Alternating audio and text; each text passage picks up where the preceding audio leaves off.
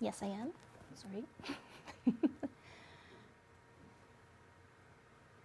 You don't see the cord, do you? It's, yeah.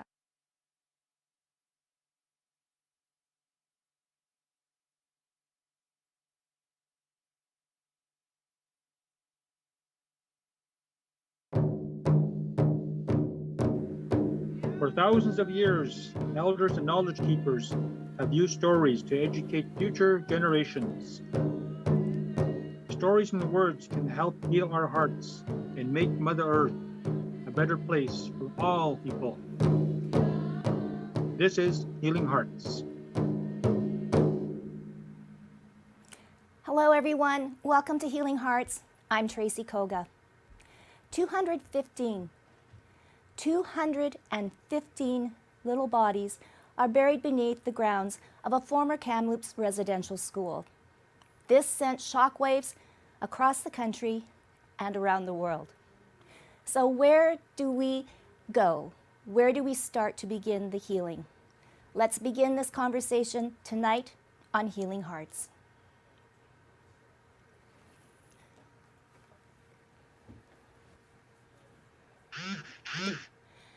Hello, welcome everyone. Welcome Clayton, our knowledge keeper. Hello, hello. Welcome Hani. You know what, Director of the Immigration Partnership Winnipeg organization, and our very special guest, Abdikar Ahmed. So nice to meet you. Executive Director of the Aurora Family Center. Now we are still awaiting Belinda Vandenbroeck to arrive, but gentlemen, right now, I just want to say maybe things are really, can I say messed up? Can I say disturbing, tragic? So many words come to mind. And I'm hoping tonight that we can have an open conversation to begin, like I said in the beginning, healing, but also to educate, which I think is really important. And to educate, you have to tell the truth. You have to tell your lived experiences, good or bad, and let everyone else know. So I know this is a big proponent of this show, and with Clayton and Hani, they've worked so hard to every Wednesday or every second Wednesday bring to light more information and, you know, I think taking a compassionate view to our Indigenous and newcomer communities. But I would like to start with our very special guest here. Can I call you Acted? as I guess Hani and Clayton call you. But Acted, I guess, first of all, tell us a little bit more about your position now with the Aurora Family Center, and then maybe we can go into a little bit of your past history too. Sure. Thank you, Tracy. I work at Aurora Family Therapy Center as the executive director. Aurora Family Therapy Center is an organization that provides frontline mental health supports to our community across all kinds of ages, income levels, as well as color, creed. We provide support through therapy, as well as indirect mental health supports through community development. We practical placement for the only marriage and family therapy graduate program in Manitoba at the University of Winnipeg. We provide placement for all the students in the marriage and most of the students in the marriage and family therapy program. And through this program, we're able to offer a sliding scale therapy services for community members who need therapy to be able to support them through their broad spectrum of challenges, whether it's family relationships, conflict, or mental health issues. Mm-hmm. And I also kind of want to go into your history too. You have a master's degree in conflict resolution. I kind of want to know, maybe with that expertise, can you explain what is happening right now? Or I guess maybe not explain, but maybe I guess go into the conflict now that a lot of people are facing. You know, the conflict generally is part of human nature. That human nature cannot exist without conflict. It's just ingrained in our nature as human beings. However, certain things are in the extreme. When we talk about conflict, I think personally in my learning throughout life and studies, it has taught me the different spectrums on what to expect from different societies. But what we feel at the moment in terms of what this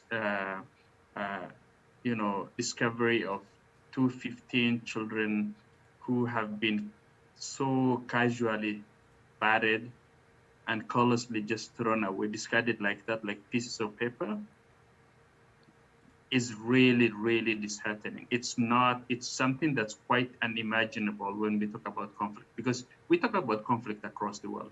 We talk about child soldiers, children who are taken advantage of and conscripted into war, and people who are profiting from the war. We know about the blood diamonds in Sierra Leone and Liberia, and we know about the children the 500 children who were killed, 500,000 children who were killed in Iraq. We know about children who are being exploited today, but this is to a different level. And I know for me, looking at this, if 215 white children, Caucasian children, were discarded like that, this world and how we relate with each other today will look different. It will look different. It will look different on how we address these issues. There will be turning of tables and things will happen. But unfortunately, because of the ingrained racism and marginalization of indigenous people, we treat indigenous people as though they are not human beings. So this is quite disheartening in terms of what I have come to conclusion in our society today. Abdi, then where do you see newcomers maybe helping and learning through all of this, the indigenous community, maybe starting towards some healing? Obviously, we need to build bridges. And what I say is that we all come from a colonial background. Newcomers themselves, many of the newcomers who come to Canada have come from countries that have been colonized, except for a few countries like, formerly Rhodesia, now Zimbabwe, which is still struggling to get itself out of the shackles, South Africa, and, most of the other countries have really, really removed the remnants of colonialism, physical colonialism, out of their borders. Having said that, the indirect impacts of colonialism continues to exist in these countries. Like, I grew up in Kenya. I went to a school that was built for African kids during the colonial time. Kenya got its independence from Britain in 1963. I was going to high school in the mid-90s. In my high school, we used to carry something that, a disc on it that's written, "I'm stupid." And every time you spoke your mother tongue in school, you'll have to wear that disc on your neck all day, walking around, "I'm stupid," because you simply spoke your mother tongue. So the remnants of colonialism continue to exist and are continue to be implemented in countries because of the strength of colonialism and how it's fronted economically. But these countries have gotten rid physically. Having said that, we come to this country. Personally, when I came here, the only thing that I knew about indigenous people coming to Canada was movies, cowboy movies that we watched back home. And those cowboy movies had the white man who could easily kill so many Indians.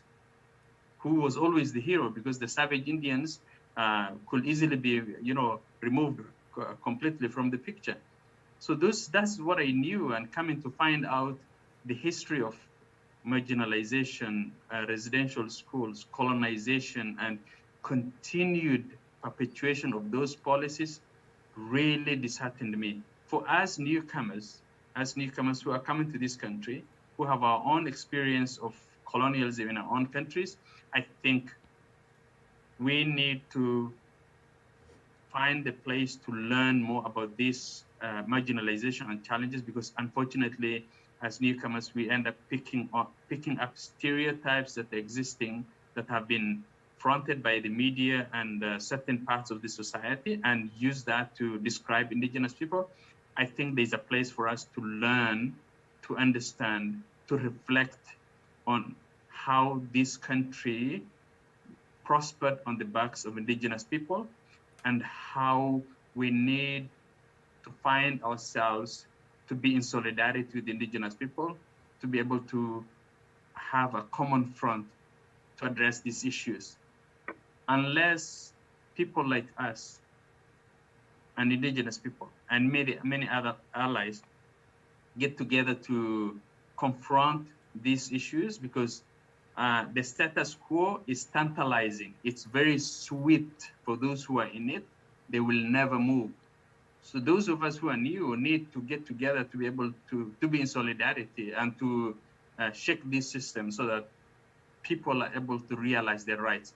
Having said that, like, I will never be in a place where I think I'll be able to bring back the feeling of those parents, of those children, and many others who are continuing to be missing, and we don't know where they are. Oh, I know. So Clayton, those are very powerful words from Abdi. And the reason why you and Hani too, we've started this program because we knew that there were stories to tell.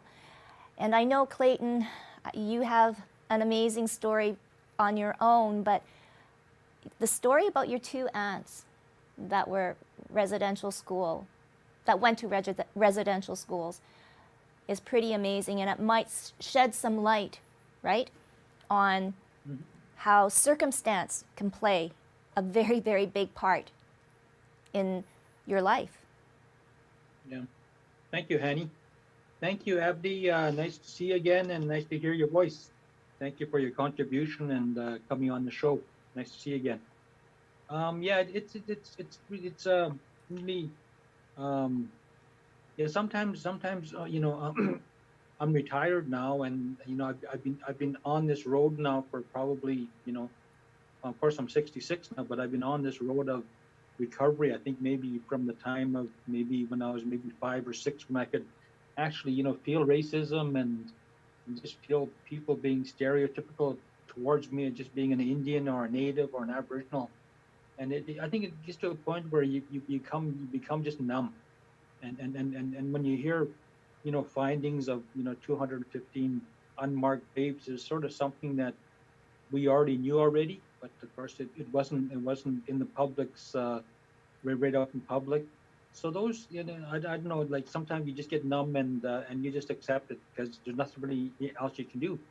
And so sometimes, and I think though I've seen change, and just in small increments over my years, just basically when it seems like when we get non-Indigenous people engaged and they're echoing what we're saying, usually the system kind of wakes up and takes sort of listens a little bit harder when it's coming from the non-Indigenous voice.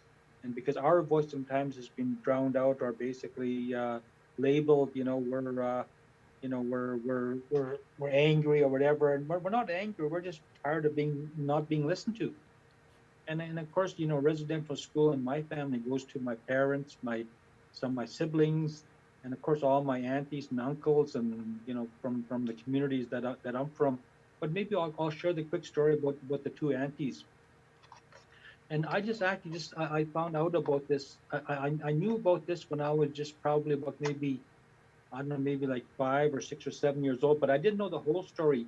What I did know at that time, I did know that my mom and my mom had two younger sisters, Dora and Clara, that went missing from the residential school. And I guess my grandmother, Elizabeth Chasky, had to send six daughters and one son to residential school, and only four daughters and one son came back, and the two youngest ones, the ones I just mentioned, disappeared, and nobody ever said nothing. Like I always, over the years when growing up and being around my aunties or my grandmother and my mother, whenever there was drinking involved, I could hear them. I always heard them crying all the time for these two either sisters or daughters that went missing, and of course I couldn't comprehend like what it was all about, but later on in life I started to understand when I started to educate myself about the impact residential schools has had on our people in Canada. It really started to hit home and starting to resonate, and I used to hear many stories from different communities that I've visited, and I've been a powwow dancer for maybe 45 years, but I traveled all over North America to powwows, and I've heard similar stories, and I think it doesn't matter if it's the United States or Canada, we've all been impacted in somehow by a government that treated people like cattle, I say sometimes, with no remorse whatsoever as to what happens to them. So these two sisters went missing, and I had a cousin of mine who just passed away last year, actually from COVID, and him and I made a pact out of maybe 20 years that we would actually try to find them or find information on them, and Rusty finally found information, and it came from Florida, and it actually came probably about around 2017 that they found a Dora Wamadi, who was the sister that was actually in Florida, and so of course we're quite excited about that. But they had just buried her, and the story went was that the lawyer that contacted my community and through Rusty was that they had just buried a Dora Wamadi in Florida, and what the lawyer had shared was that Dora had wound up in Michigan, and spent her life in Michigan, married a dairy farmer, and both of them didn't have any kids. They lived together and grew old together, and they both retired in Florida, and he passed away, then she passed away. But when they looked at their marriage certificate, they found her maiden name is Dora Wamadi, and they weren't really too sure where she came from. So they tracked her back to Sioux Valley, my mother's community, and that's how we finally found out whatever happened to Dora. And Clara, again, we don't know. So I actually just contacted the lawyer this afternoon. I finally got a number for the lawyer, and she actually lives in Washington D.C. now. So I left a message with her today. I'm trying to find more information about Dora, and I'm hoping that maybe someday I can actually maybe bring her back to Sioux Valley, and do the proper thing. So, but those are the kind of things that, and when I hear of 215 unmarked graves, and in my community of Sioux Valley, we own the old residential school site in Brandon, and we hired somebody to go through that area, and she's already located 70 plus unmarked graves already, and now they're saying there might be 125 more. So I often wonder if that's the other auntie or not, or who they are. And I feel for the parents and the grandparents and the aunties and uncles that lost their sisters or brothers or whatever, and how do they feel? But nobody seems to care sometimes, and I'm hoping that now that this is being unveiled, that people will understand, accept the truth. And it really bothers me that we have the Catholic Church, and even up as high as the Pope, that won't even acknowledge and apologize for what's been done. So those are the kind of things that I wrestle with right now. But I just hope that people will understand this a lot more, and I'm sure that once we start bands across Canada that have residential schools, or former residential schools, are starting to locate. I'm sure that they'll locate a lot more unmarked graves. So those are the kind of things that I'm concerned about right now, and so I'm always open to discuss or share information with anybody. No, I know. I think sharing experience is what this is all about. I want to welcome Belinda Vandenbroeck again. Hello, Belinda. It's so good to see you, and thank you so much. I'm going to actually now let you share your story as a residential school survivor, and I guess, and then your comments on what has been happening. Thank you. And I'm sorry I'm late. I forgot the time, and then not only that, but I have a new phone, and I haven't got my Gmail on there yet, so I'd have been able to do it earlier. But anyway, so now thank you very much, and good to see you, Clayton, Hani, and the other one I haven't met yet. And anyway, my name is Belinda Vandenbroeck, and I'm a McGillivray from Pasquak Cree Nation in the PA.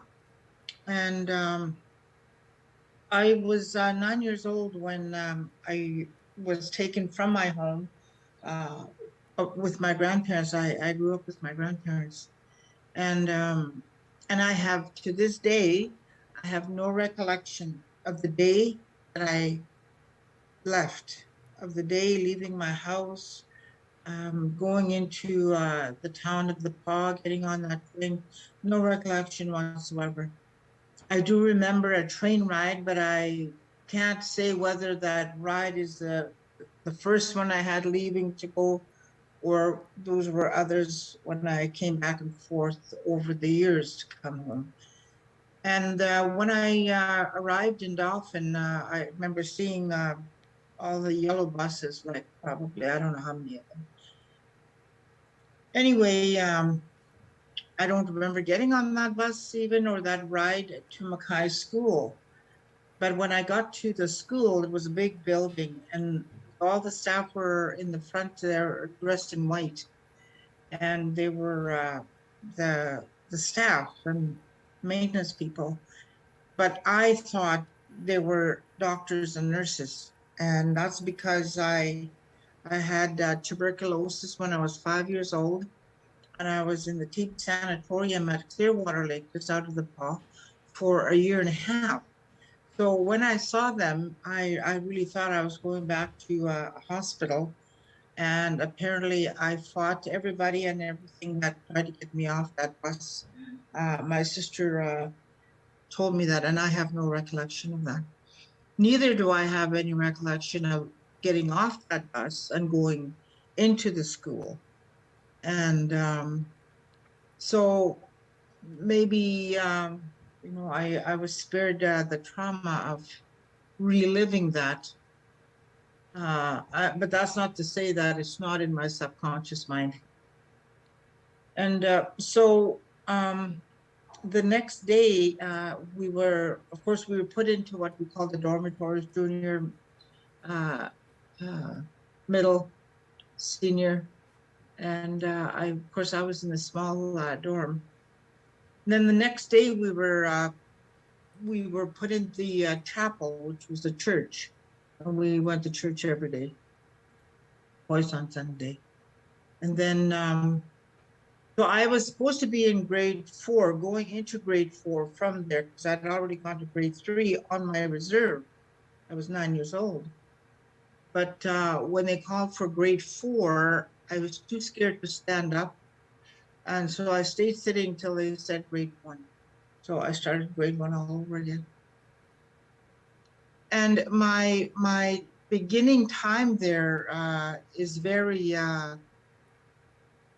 blurred as well. I have seen pictures of us when we were young in the dormitory with Mrs. Oakey, sorry. And yeah, that's about all I remember. And I guess what was happening for all of us, not just myself, is that the mind, first of all, not knowing where you're going, it had to be traumatic.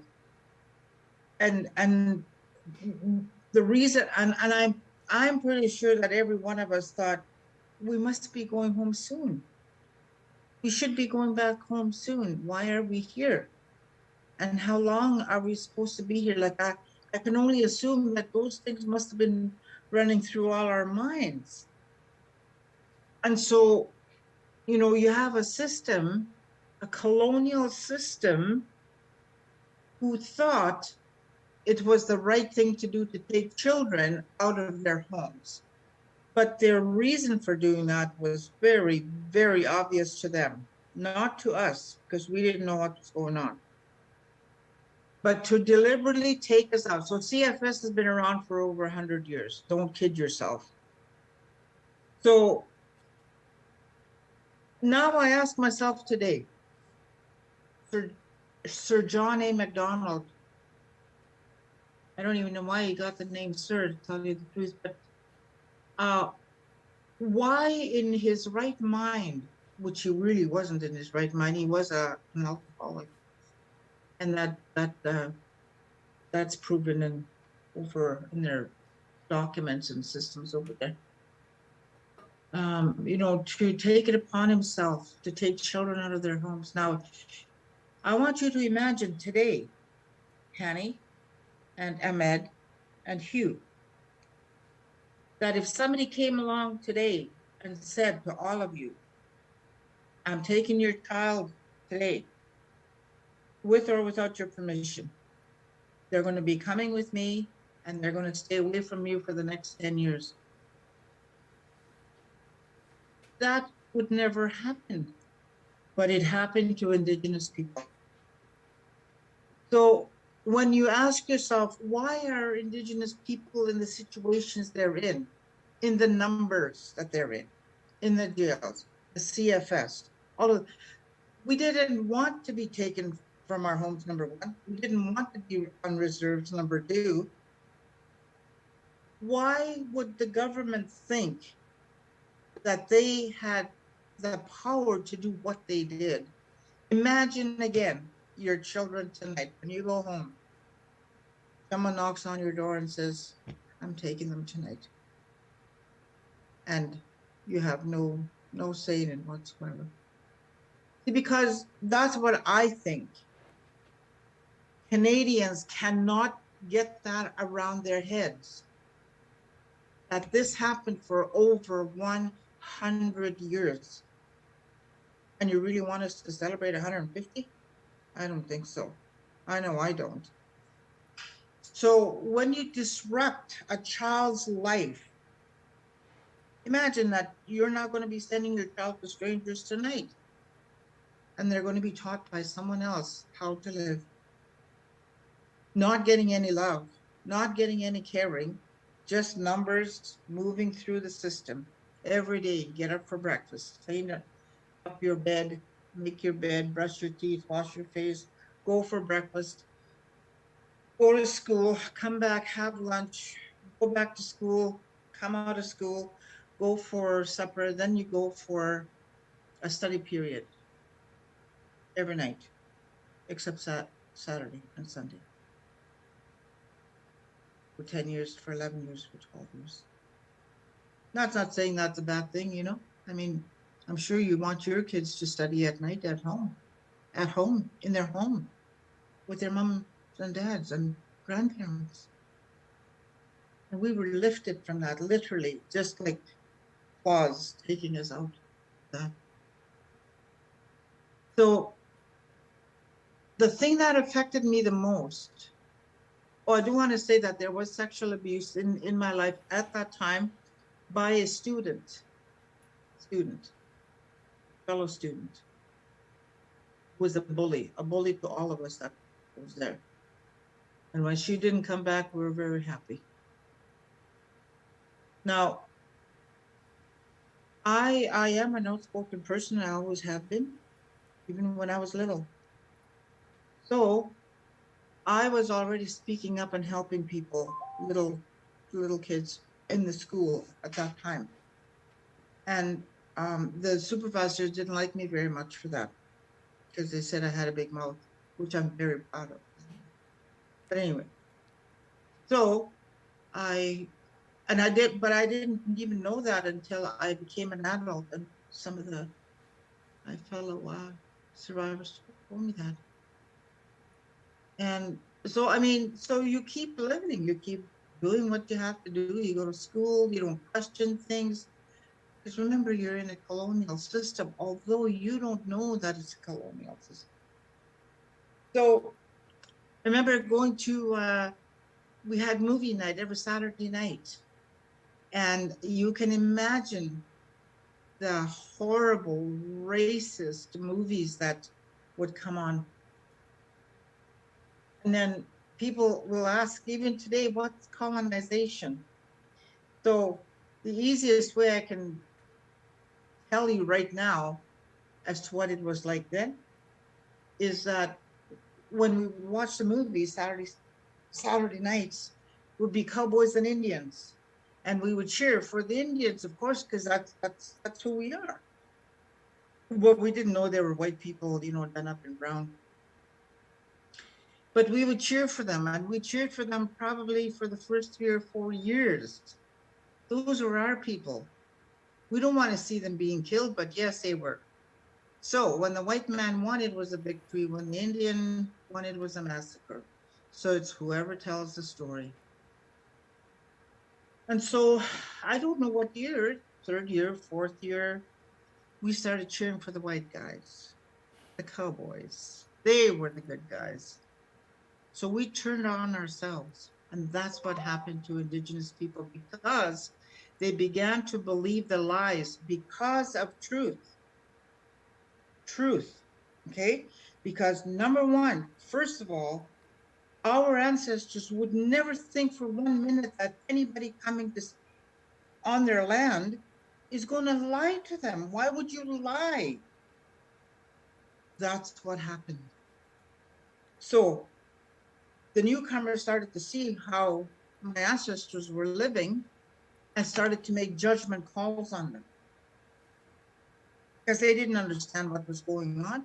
The indigenous people of North America knew all about God and living under the law of God. And we didn't need anybody to tell us how to do that. We were born with that. Every single one of us was born with knowing how to live from God because we came from God, which is totally different teaching from the Bible.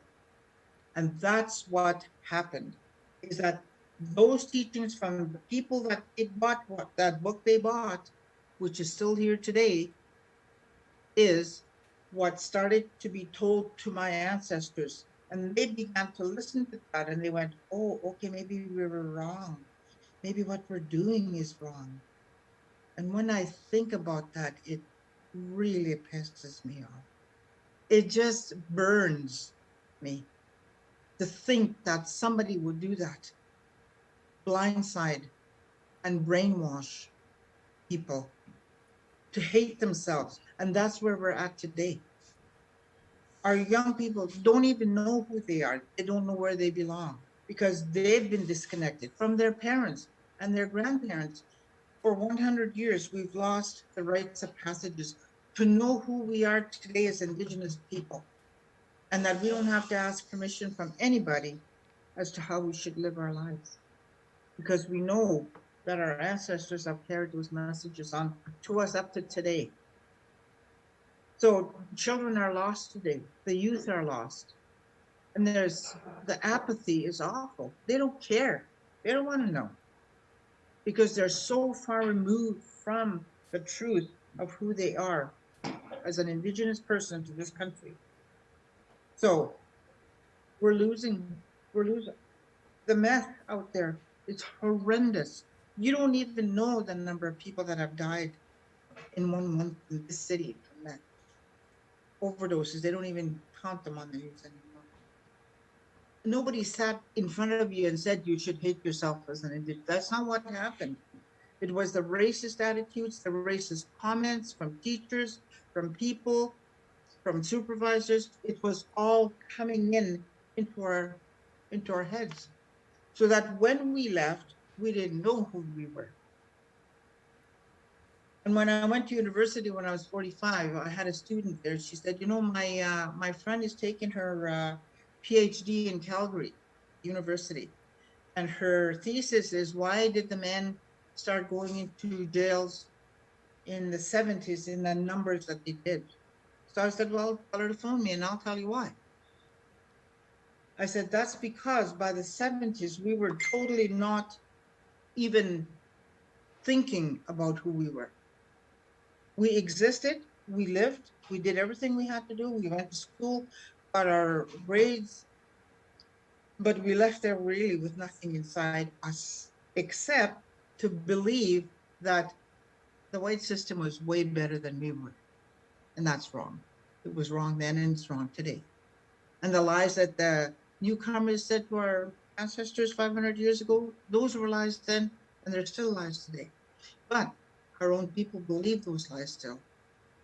That's the sad part of our stories today. And it's hard to if a kid doesn't care, what are you going to do? So in the end, how we feel about ourselves is what we need to know about today. What did we feel like when we were in there? What was it like coming out? And like I said, I did the things that I had to do in school just like you do anywhere else. I went to school, I got my grades. I wasn't the brightest kid in the block, but I pretty curious and I wanted to learn, and I did. So today, as when I share my story and how it took me 10 years to unravel in my head the colonial attitudes, the colonial way of thinking, totally oblivious, obliterating our history and our identity. We talk about identity crisis. Yeah, it's here. It's big time. Mm-hmm. So now we have organizations and schools that are doing like the little Head Start programs. You know, they're starting to teach the little ones about who they are and to love themselves for who they are. They're wonderful little human beings, you know, and they need to know that, and they need to know that their love was, that was another thing that was missing. You know, we went home in the summer times to our parents, but somehow along the way we thought we were a little bit better than them because we learned all these wonderful things. That is part of colonization, turning on your own family and thinking that you're better than they are, because that's the system that's in place for you to think that. So today, when you ask yourself as a human being, what is it? What is it between me and you, all of you that are on this screen here today? What's the difference between me and you? Nothing. Nothing. The only thing that we need to know is that we are born of spirit. See, and that was obliterated, like literally. It was like we had nowhere to go and nothing to believe because we've been told by the newcomers how evil and it's the work of the devil and all that. Well, I mean, that is absolutely lies. So today we have to wake up as Indigenous people to this country. I am a descendant of the original people of this country, and not many people can say that. And I say that with pride, and I honor my ancestors. It's believed that there was over 500 tribes in North America. I think we're down to about 300. So what happened? Yeah, millions of us were killed off. But we don't see that in history. So what needs to happen now is that the truth has to come out. And the little children that have been found, they are telling the truth. They are the evidence of truth and what happened to many children in residential schools. And it was all kept a secret. All kept a secret. Oh, you don't tell, because the Catholic Church, and it still does, have absolute power over people in this world.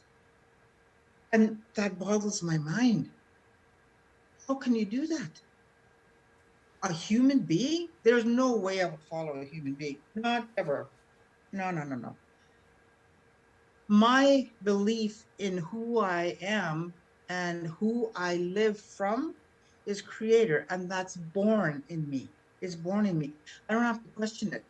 Your spirit is always going to tell you the truth. It will never lie. Nobody goes to school for spirit teaching, right? Today, don't even hear that. That's because it's innate. It's in you and you and you and you and you. And Yes. that's what tells you and me what's right and wrong. When you do something that's not right, your spirit is going to go, I don't think that's a good idea. But what you do with it is up to you. Do you go against it and suffer the consequences? Or do you choose to live from that spirit and be truthful?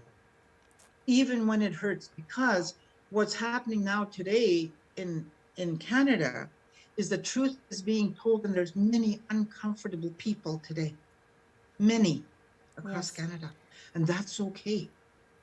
Yes. It's not going to hurt you. It might be uncomfortable just for a little while, Yes. because you have to know the truth. So well put. Thank you so much, Belinda. And you're right. You have to be uncomfortable to be comfortable again. And so now, Hani, we're going to bring you into this. I mean, after Clayton's and Belinda's stories, and Abdi too with his wisdom, I want to talk to you now about trauma and healing. They're so opposite, but yet they're so together and maybe necessary for positive growth to come out of all of this, what we've been talking tonight and moving forward.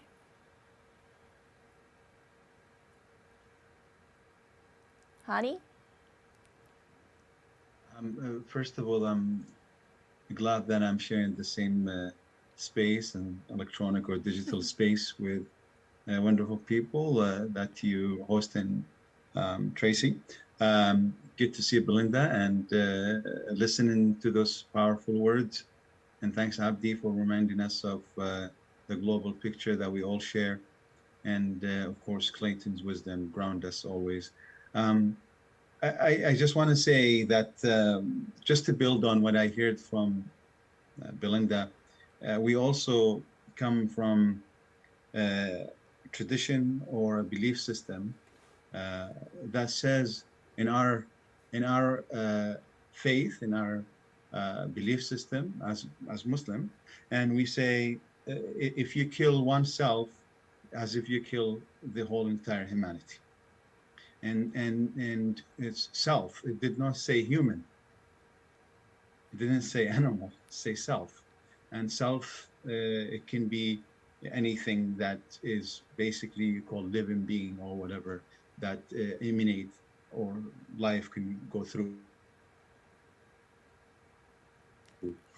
So whatever you describe of pain and hurt that was generated through the intergenerational trauma that Tracy is asking about, it also hurts us because we're all connected. It's like a web, once you cut one line, you disturb that web. It's connected with lines, very delicate lines, and any damage to that web, it disturbs the whole entire system. And that's why killing oneself is as if you're killing the whole entire humanity. And so for that reason, I want to tell you that we share the same pain, but we want to share the same, my hope is we want to share the same reaction to the facts and the truth that you shared. We want to react in with action, but also through positive approach where we empower one another to at least create space for our Indigenous people to share their stories, but also not only sharing stories, also we listen to them of things to happen with respect to their lives and also to the country that they live in. So if we as a society now, we have, I would say, role number one is listen and validating, and 2, follow the actions that Indigenous people think it is suitable from their perspective that needs to take place and happen. We as newcomers, we also part of Canada, and you then call the newcomers who came at that time and signed treaties and so on and so forth. And unfortunately, the treaties weren't respected, and that's why we now dealing with the aftermath. Basically, we, the newcomers of the day, we also responsible. And also, I don't have my ancestors. My ancestors maybe didn't come to this land, but I am here, and my children are here. And whatever was established then, I'm harvesting the fruits of it. So if there's privileges associated with it, I'm also dipping into that basket of privileges. If there is responsibility, many people want to escape it. They don't want to hear about it. And that's why it is essential for any trauma-saturated situation is first listen, validate, create a space, and then allow healing process to take its own natural course. And I think for now, we are not even at the stage 1. And stage 1 is listening. Like the problem is now what Belinda just has shared with me, with us, is like it is very powerful. The example that you gave is someone knocking on the door and saying, let's take your kids away. The first thing came to my mind, I'll fight to death. I'm not gonna let my kids go to anywhere. Also is in our system, in our belief system, that we defend certain things in our lives, and one of them is family. And so that value system also was shaken up and destroyed for the Indigenous people. And so now people are expecting Indigenous people the Canadians expecting Indigenous people just to be part of the society and act as if nothing happened. And that's it, just, first of all, unrealistic, disrespectful, and it's not helpful to the whole entire country. I think there is no such a thing that one group is suffering and the others are all celebrating their privileges. It just doesn't work. Also, part of our culture and the tradition that I at least came from, if a body hurt, the whole entire body echo that pain. There's no such a thing. If my foot hurt, my whole entire body is just resting and they don't feel that. No, I will be feverish all night and I cannot sleep. Same thing. If there's one group, in this case, Indigenous people, is hurting, I cannot possibly enjoy life, form a family, raise children, and call this country a home. We have to get together and we have to collectively do something about it. So at least for now, the whole society needs to create a space for listening, validating, and leave Indigenous people to lead the process of healing with our support. Because the only thing is we support, and even the support, it needs to be, we cannot impose, we cannot design that support. No. Because also we're going to repeat the same vicious cycle by saying we know better and we know what it fits. No.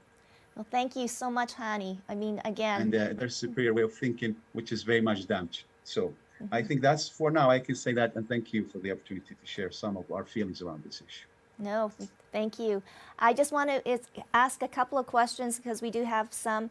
Clayton, this one I want you to answer. In light of all the news coverage that has recently been given, of course, to this Kamloops residential school, do you feel that it's kind of a mainstream fad? Will this, again, like Hani and Belinda too had alluded to, that it's in the minds right now, but tomorrow it's going to be something else? Or do you feel that it's insincere politically in response to this, the whole discovery made in Kamloops? Your thoughts, Clayton? I think that we've been. Can you hear me? Yep. I think that we've been, again, even the media has been colonized to basically to pick up one story, then move to the next story and next story, and of course we had the Kamloops find, and then we had the London, Ontario issue go on, and then it starts fading out. So I'm not too sure how we actually capture that and stick with it, and make a commitment to to come together and fight one issue, because I often find like we're always putting out fires all the time and constantly putting out fires every day, and which fire hurts the most or burns the most, or which fire do we keep on going back to. So it's hard to say, but I'm hoping that I'm not hoping, but I'm in a way I'm kind of glad that this came out, because it's around the world now. So the world is looking at Canada, and 215 unmarked graves, and so what happens next, and then yeah, but I don't really depend on the government to get us out of this, and I think we need to be doing it ourselves, like Hani says, and being respected. So that's sort of my feeling, is that I'm hoping stays in the mind, and I hope people that'll jump on the same wagon that we're on, and help us fight through and just keep it in the minds. Because if it's not kept in the minds, it moves on to something else all the time. And that's the way we've been treated all of our lives. Yeah. Wow. Thank you. Thanks, Clayton. Abdi, this one is, I think, for you. As a newcomer, how do I learn more about Indigenous people? And how do I know that what I'm getting, the information, is truthful? Abdi? Yeah, I was trying to unmute myself. It's okay. Yeah, it's this new experience of having to mute and unmute yourself. It's just interesting. Belinda and Clayton, thank you for those journey that you took us through a residential school. Belinda, some of the experiences that you shared reminded me of my own experiences back home. Right now, listening to you, some of those things, now I'm trying to think like, what the heck was that? Where was that coming from? Because, what we did was what was left. What was done to us in my own country was what was left by white people, but this time done by our own people. Because my family is traditionally we keep livestock, goats, sheep, camels. And my father, when he took my two older brothers to school, it just happened by coincidence of force from a government official, because my father had to bring his animals to get water from a government operated watering machine, watering hole. And for my father to get water for his animals, he had to surrender two of his kids to go to the chief. He had to surrender two of his kids to the chief, African chief, so that they can go into the boarding school. So for me, going to that boarding school, when you said like, wake up in the morning, somebody else tell you, brush your teeth, go have your breakfast, go to school, go to parade in the morning, go to class, come back, have lunchtime parade, have lunch, go back to class, go to activities in the afternoon, go in the evening, make your bed, sleep. Those are just like you're just going through the schedule that I went through myself. Mind you, 60 years, 50 years after independence from white people. So even when the white people go away, the system continues to exist, and many of us, we continue to experience those experiences, and like we couldn't speak our own languages. You can't speak your language in school. Completely.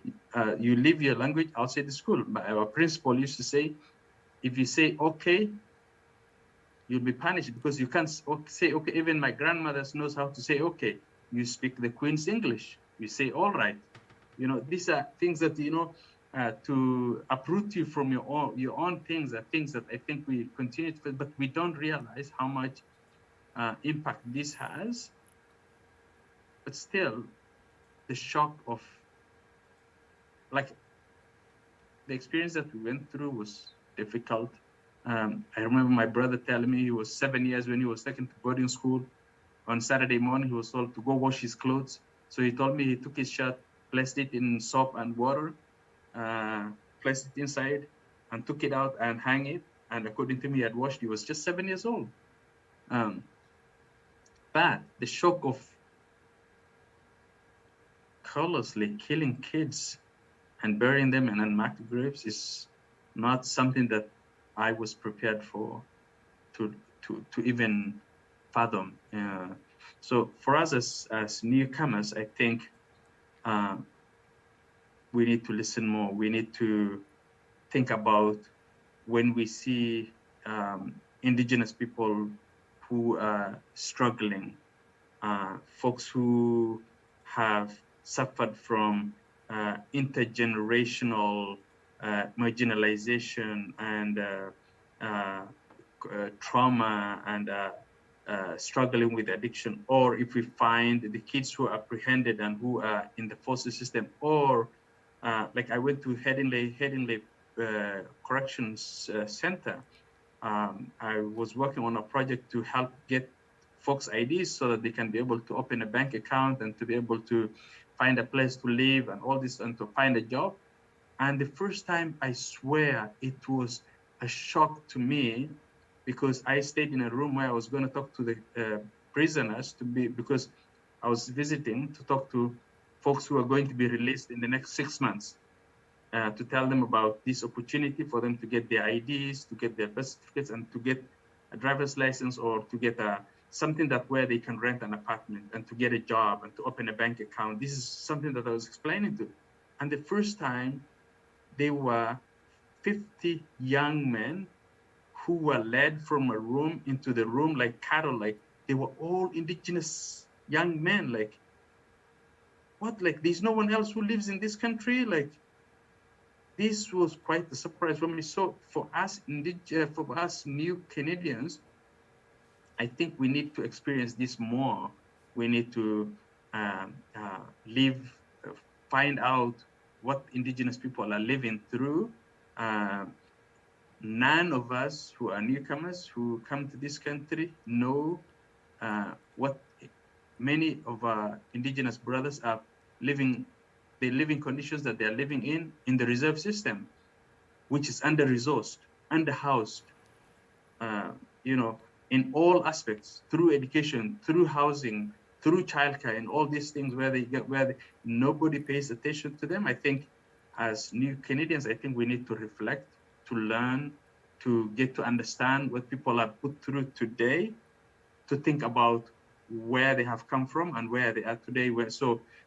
Because it's very easy for us to say, you know, healing, you know, indigenous people should move on to heal and these kind of things. How can you heal? How can you heal when your relatives are missing and you don't know where they are? Just like Clayton described, like, you know, how can you have closure? How, for heaven's sake, like, how can you, when your own land is dotted with unmarked graves only of your relatives that you don't know where they were buried, like, you know? So I think we need to put ourselves in the experience of indigenous people, to understand what they are going through today, what brought them to where they are, and what they have gone through, and what they continue to go through. Because, and even today, like, I have 3 boys. I have 3 young boys. There are a few things that I will never stand up to. I can never, you know, think about experiencing. One is my kids being taken away from me. You know, I can't imagine. Many of the indigenous families are being followed every day, like cattle. Like, they're being followed, so that just to look for the smallest fault to make sure that their kids are apprehended. I'm not a perfect parent. I make my own flaws, you know. That there's no one day that I make a mistake in my parenting. And every parent gets to learn. You know, I listened to Judge Murray Sinclair a couple of years ago, and he said, you know, even if you follow the most perfect family for 12 hours a day, you'll be able to apprehend their kids.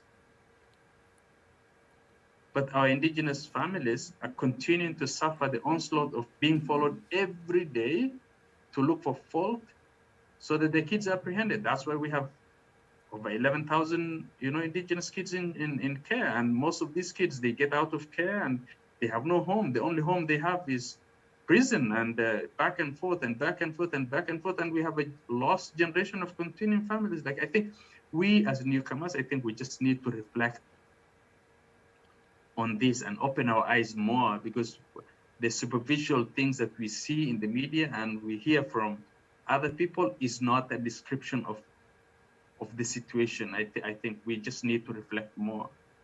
Yeah. Well, thank you so much, Abdi. And I guess too, it's lived experience. I'm going to do like a little round table because we're getting over the hour. There's so many questions that I want to ask too, but I was learning something today, and it's called post-traumatic growth. And it's when someone has faced great adversity, and we can look at it now, looking at the world that we're living in, pandemic, racism from all corners of wherever, and in just horrific events that have been happening, taking lives. It's not necessarily related to resiliency and bouncing back, but more bouncing forward. And it doesn't happen overnight. It doesn't happen in a week, in a month. Belinda, like you said, it took you 10 years to realize and to understand colonialism and what it has done to your life. But then we see a transformation in you, correct? And so it's a period then where we can shed our old identity, our old beliefs, maybe biases too, of course, that comes along, and create a new identity that is more true to the self that you are today. So my question to each and every one of you, keeping this in mind, what would be your wish? You know, maybe the first steps to take towards, and some of you have mentioned it before, but if you kind of look at creating new identities, and it could be creating the new identities of the young indigenous people that Belinda has spoke, that they don't care, they don't want to know about the past. But sometimes you have to face your past to move forward to the future. And with Hani and Abdi is maybe even looking at the newcomers too, that probably already have created their own biases and beliefs living here.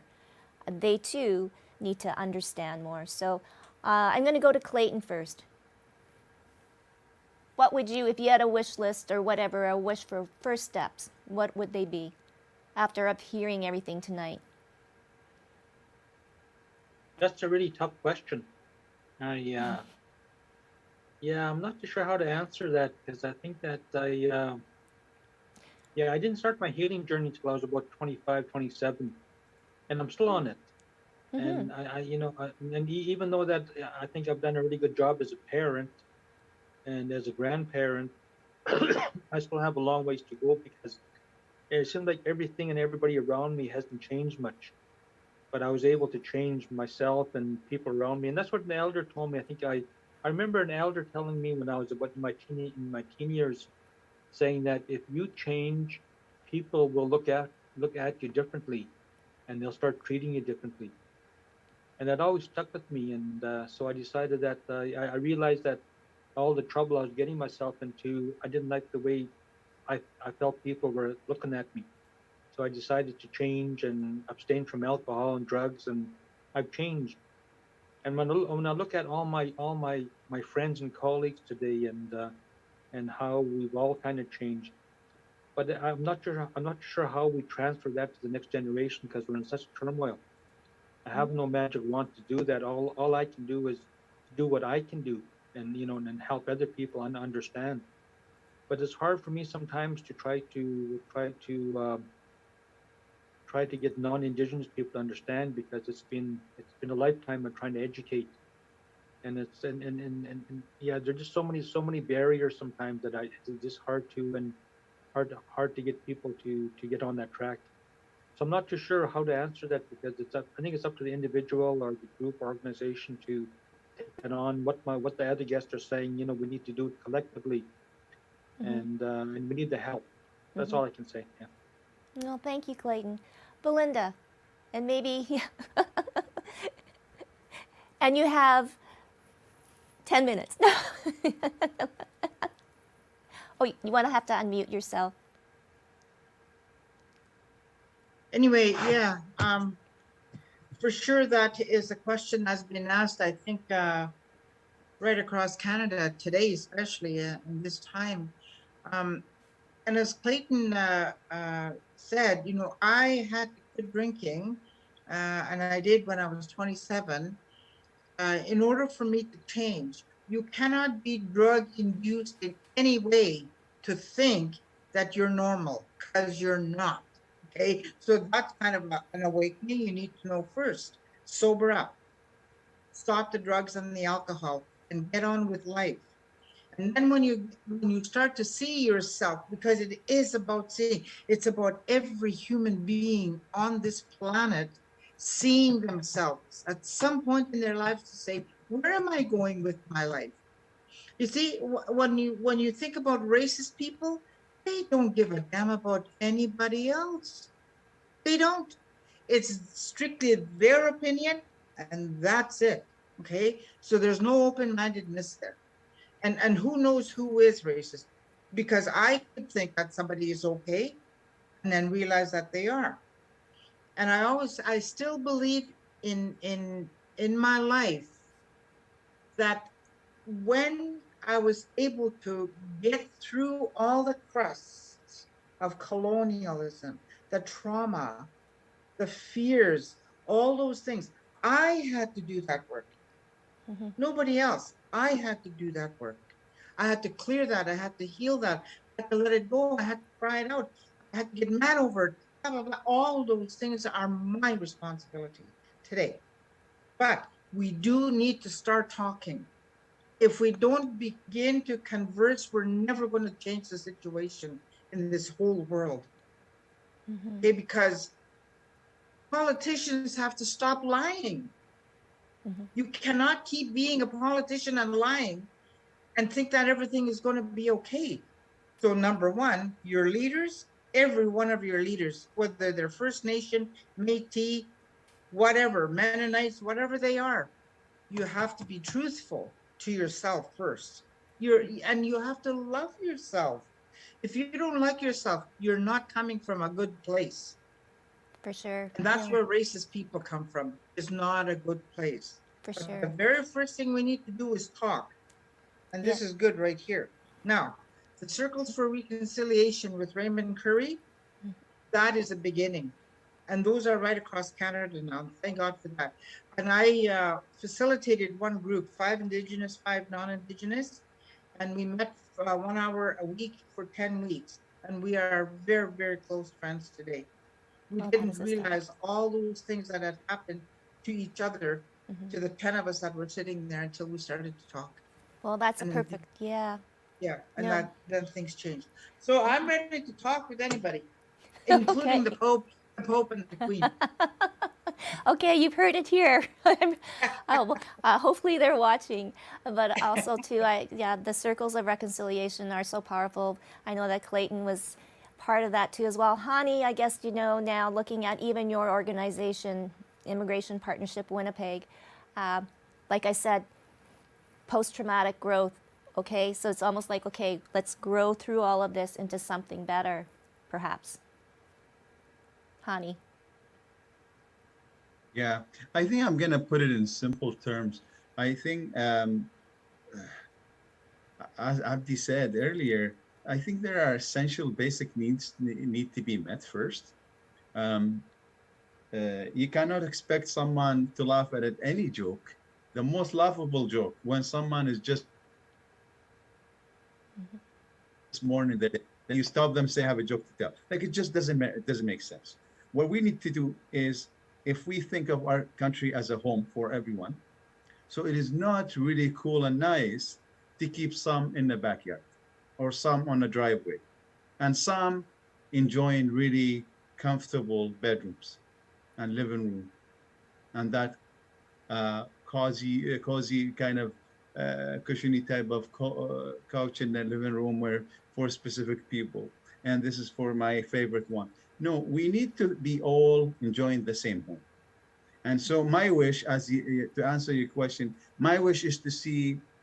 I think our society there is potential to build on positive experiences that is already there. There are pockets of positive experiences in this society, and I think there are lots of good people. There are lots of good people in this society, and to listen if there's a space for a conversation like this to take place. The thing is now it is left for people, individuals, to initiate these conversations. My hope, and that's another layer to your question in terms of wish, there are two layers to this wish. One is we need leadership that encourage such conversations to take place on a national level for all our society members, not just one, not just the newcomers, not old comers, everyone to be engaged in this conversation. And our job is to listen, to learn, respect, validate the indigenous experience and whatever that took to build that experience. And the other layer of the experience, the wish, is to go back to my analogy of the home and allow open the door for everyone so everyone can feel actually part of this home and they have that sense of belonging. And so we all can enjoy, all be proud of this country, and we build it together instead of some, as I said, sitting on the margin and some enjoying a comfortable spot. But believe me, there are some people who are even within the comfortable space. Some may not want to lose their privileges, but there are lots of people. When we have conversation with them, they may change their heart and mind, and they join this conversation on a larger scale. So I'm hopeful. I think despite the trauma and intergenerational trauma and the difficulties that are associated with it, and I'm still hopeful. We will keep doing what we think is right for the sake of ourselves first. Like also we need to live. How can you live with the conscience is loaded with narratives that are so difficult to digest? So we need to do our part. And I think my wish is just this: we all be in the same home but equally treated. Wow. All right. Abdi, you get the closing remarks. What would be your wish?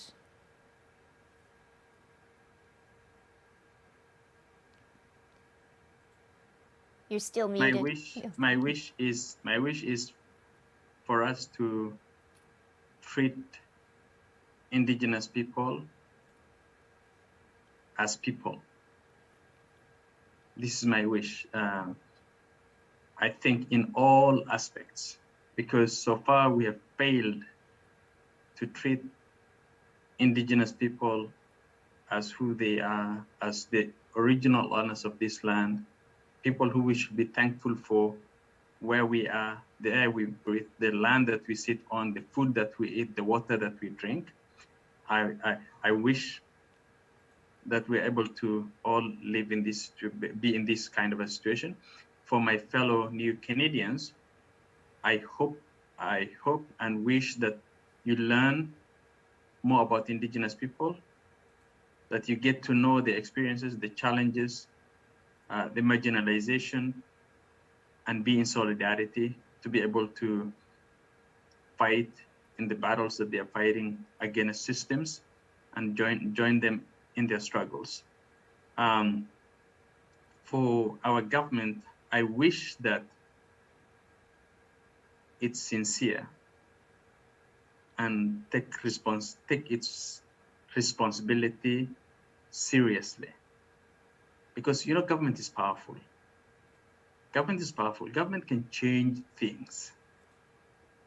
In this time of COVID, we have seen government go out of the way and invest billions and billions of dollars to keep the Canadian economy going and to keep people living, like literally giving money to everybody who's not working to make sure that people are living. Like our government can decide like that to completely change the housing situation of indigenous people in our reserve system. Our government can change within a minute like that the number of kids who are in care in every province of this country. Our government can change the life situations and the poverty situations of those people who end up in corrections and all this. So I hope and wish that our government is able to live up to its responsibility. And the last thing that I'll say is, it's for all those people who are in their mind thinking about what the indigenous people are going through and feel hurt when they see incidences like the 215 unmarked graves that have been found, but are silent and not able to do anything, are not doing anything. I think there needs to be more of us coming out, the allies, those allies. You know, in my faith, I'm a Muslim. We have a very important principle that we live in where we say, if you don't like something, fight it with your hands. And if it's oppressing people, fight it with your hands. If you cannot fight with your hands, fight with your words. If you cannot at least fight with your words, hate it with your heart and your mind. So for those of us, until we reach a point where we cannot do anything other than just to hate it, I think we have words, we can dismantle the system, we can stand up for indigenous people to be able to bring change to what's happening right now and address the past. Well, thank you so much, everyone. This has been, again, very, very frank, open, touching on so many different things, sharing your lived experiences. Thank you, Clayton, Hani, Abdi, and Belinda. Amazing, amazing things. I wish people to my wish would be is to listen, to open your heart, and to really think, because we're all facing the same things in so many different ways, but I think having this program has really started the beginning of conversation. So I would advise all of you to share this and to tell people about this program, because we're going to continue on, because there's too many stories left untold, and this will be the platform for them to tell their stories. So thank you all. Have a wonderful, safe, and healthy rest of the week, and we'll see you in 2 weeks' time right here on Healing Hearts. Thank you. Thank you.